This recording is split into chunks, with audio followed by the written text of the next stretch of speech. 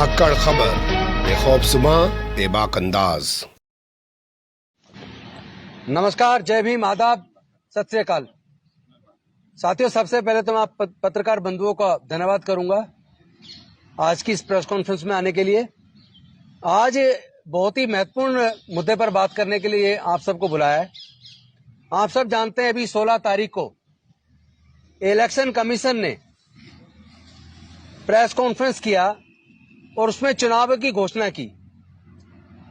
7 चरण में चुनाव कराने की घोषणा की और घोषणा करने के साथ साथ उसमें कई बातें ऐसी देखने में आई हैं जो बेहद ऑब्जेक्शनेबल हैं, जो ऐसा कहीं लगता ही नहीं है कि कोई चीफ इलेक्शन कमिश्नर बोल रहा है। ऐसा लगता है जैसे भारतीय जनता पार्टी का कोई पदाधिकारी बोल रहा है। वो देश के लोगों की मजाक उड़ा रहा है। देश में जो सिविल सोसाइटी के लोग अपनी वोट की चोरी रुकवाना चाहते हैं, वो सिर्फ इतना चाहते हैं कि हमारी वोट जिसको हम दे रहे हैं उसी को जाए, ये भरोसा तो पैदा हो। लेकिन वो सबका मजाक उड़ा रहे हैं, कह रहे डब्बा लेके घूम रहे हैं कुछ लोग। ये डब्बा है और आप जो लेके घूम रहे हैं वो क्या है?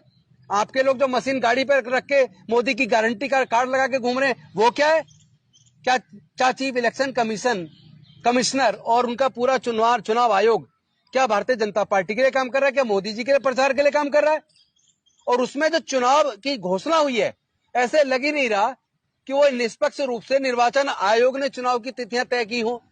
ऐसे लगता है जैसे किसी भारतीय जनता पार्टी के कार्यकर्ता ने अपने आका के साथ बैठ के चुनाव की डेटें तय की हो और अपनी सहूलियत देखी हो कि कैसे उनके बड़े नेता पूरे देश में जाके अपने प्रचार को आगे बढ़ा पाए।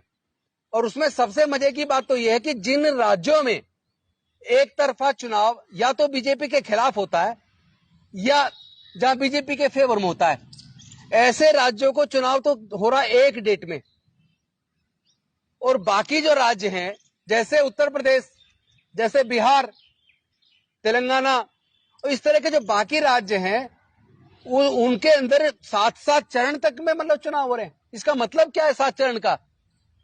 7 चरण का मतलब है मैनिपुलेशन करने का टाइम देना। आखिर ये चुनाव आयोग टाइम किसको देना चाहता है?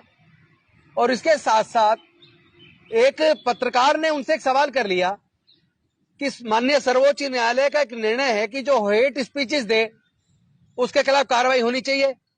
अब हेट स्पीचेस सबसे ज्यादा भारतीय जनता पार्टी के नेता दे रहे हैं, लेकिन इलेक्शन कमीशन के पास जैसे ही कोई कंप्लेंट हेट स्पीचेस की आती है, अगर वो कोई विपक्ष की पार्टी है तो उसके खिलाफ तुरंत कार्रवाई हो जाती है। लेकिन अगर भारतीय जनता पार्टी के कोई नेता हेट स्पीच दे रहे हैं, धर्म का इस्तेमाल कर रहे हैं, आर्मी का इस्तेमाल कर रहे हैं, तो उनके खिलाफ निर्वाचन आयोग कोई कार्रवाई नहीं करता है। मैं पूछना चाहता हूं, देश की जनता ये जानना चाहती है कि ये चुनाव आयोग क्या भारतीय जनता पार्टी के लिए काम कर रहा है? क्या लोगों की वोट की कोई वैल्यू है या नहीं है? आखिर 7 चरण में मतदान क्यों? और ऊपर से जो सर्वोच्च न्यायालय के अंदर अभी जो सुनवाई हो रही थी कि वीवीपैट से किस तरह काउंटिंग होनी चाहिए, क्या होना चाहिए, जिस तरह लोगों के अंदर एक संशय था कि वीवीपैट की पर्चियां निकले और वो उसको अपने हाथ से डब्बे में डाले, उनकी काउंटिंग हो, उस पर भी बड़ा मजाक बना दिया उन्होंने। क्या वो ग्राउंड क्या ले रहे हैं? देखिए, वो कह रहे हैं increase VVPAT slips counting will require additional VCB, यानी उसके लिए अलग से और भी बूथ बनाने पड़ेंगे। It shall require larger counting halls which will pause a great difficulty, यानी और बहुत सारे हॉल्स की जरूरत पड़ेगी, बहुत सारे अलग अलग स्थान की जरूरत पड़ेगी, वो हमारे पास नहीं है। मजाक कर रहे हो आप? 5 साल के लिए देश की जनता, देश को चलाने की सत्ता जिनको सौंपने वाली है, अगर उस चुनाव के रिजल्ट में 3-4 दिन लग जाए और भी जगह का इस्तेमाल चुनाव में कर लिया जाए और भी चुनाव के केंद्र बना दिए जाए, स्थापित कर दिए जाए, इसमें चुनाव आयोग को आपत्ति क्यों है? ऐसा कोई इंफ्रास्ट्रक्चर की भारत के अंदर कमी नहीं है और ना काउंटिंग बूथ बनाने की कोई कमी है, ना काउंटिंग में जो लोग शामिल होंगे उसकी कोई कमी है। इतना बड़ा स्टाफ पूरे देश के अंदर है सरकारी कर्मचारियों का।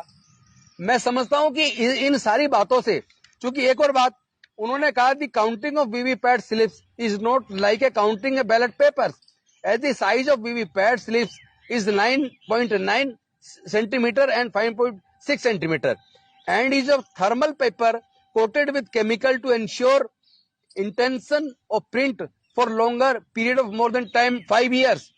that makes it little sticky. It takes around 1 hour to count the VVPAT slips of one VVPAT, as it is not easier to count the ballot paper due to stickiness. यानी वो कह रहे कि एक मशीन को की पर्चियों को काउंट करने में 1 घंटा लगेगा। अरे मैं कहता हूं चाहे 4 दिन लगे, इसमें दिक्कत क्या है? लोग सिर्फ इतना चाहते हैं, अगर आप बैलेट पेपर से चुनाव नहीं करा रहे, जित पे ही अड़े हो, और आप ईवीएम से ही चुनाव कराओगे, तो कम से कम इतना तो कर दो कि उसकी पर्ची निकले, उसके हाथ में आ जाए। प्रिंटर लगाओ ना आप, ताकि उसकी स्याही ना उड़े, उसके हाथ में पर्ची आए और उस पर्ची को अपने हाथ से बैलेट पेपर में डाले, और फिर सारी 100% उन पर्चियों की भी गिनती हो जाए। चुनाव का रिजल्ट अगर 2 दिन में नहीं 3 दिन में, जब आप 7 चरण में चुनाव करा सकते हो, 2.5 महीने तक को मॉडल कोड ऑफ कंडक्ट लगा रहेगा, 2.5 महीने तक चुनाव प्रचार चलेगा, तो अगर काउंटिंग में 10 दिन लग जाए, वैसे तो 3 दिन का काम है, अगर काउंटिंग भी करा दे तो 3 दिन के अंदर हो जाएगी। मैं कहता हूं अगर 5 दिन भी हो जाए, उसमें आपत्ति क्या है? 5 साल के लिए सरकार चुन रहे हैं, जनता 5 साल के लिए उनके हाथों में सौंप रही है देश को चलाने की बागडोर, तो उसमें दिक्कत क्या है? ऐसे कई राज्य आप देखिए, अमेरिका का देखिए, कई महीनों लगते हैं चुनाव की प्रक्रिया पूरी होने में। तो इससे ये शक जाहिर होता है कि election commission free, fair, transparent चुनाव कराना ही नहीं चाहता।